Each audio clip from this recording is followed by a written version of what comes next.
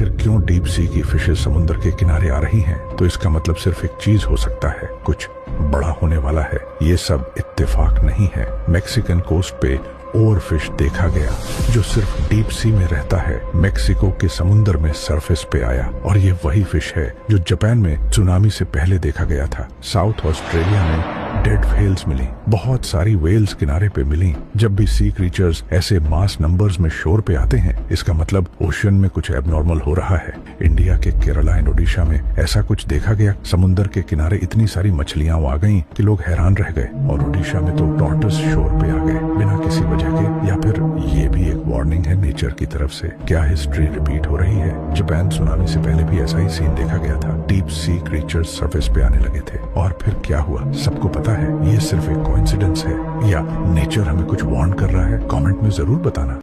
आपने social media पर ऐसे वीडियोस तो बहुत देखे होंगे जिनमें हमारे समुद्र में रहने वाले रहस्यमयी जीव जो कि समुद्र में 10-12 हज़ार फीट नीचे ही रहते हैं कि वो भी किनारे में आने लगे हैं और आकर अपनी जान ले रहे हैं।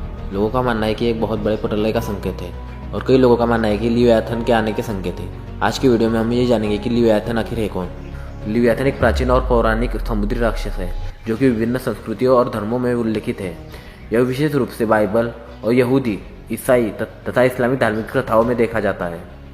लिव्याथन का वर्णन एक विशाल, शक्तिशाली और भयंकर समुद्री जीव के रूप में किया गया है जो अक्सर एक अजगर या सर्प के रूप में दिखता है।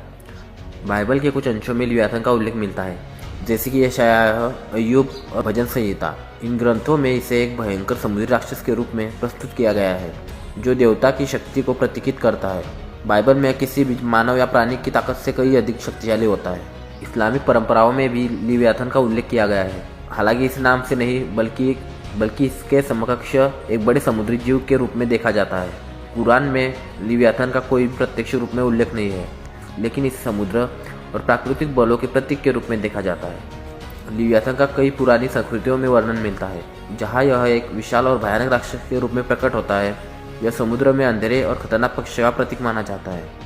प्रसिद्ध दार्शनिक थॉमस हॉब्स ने अपनी कृति लेवियाथन 1651 में राज्य और समाज के राजनीतिक ढांचे को समझने के लिए इस शब्द का उपयोग किया। इस पुस्तक में लिव्याथन का मतलब एक मजबूत और विशाल राजनीतिक शक्ति से था जो समाज को व्यवस्थित और नियंत्रित करने का कार्य करती है। लिव्याथन का चित्रण विभिन्न संस्कृतियों में विभिन्न रूपों में हुआ है, लेकिन सामान्यतः एक खतरनाक और शक्तिशाली प्राणी के रूप में सामने आता है।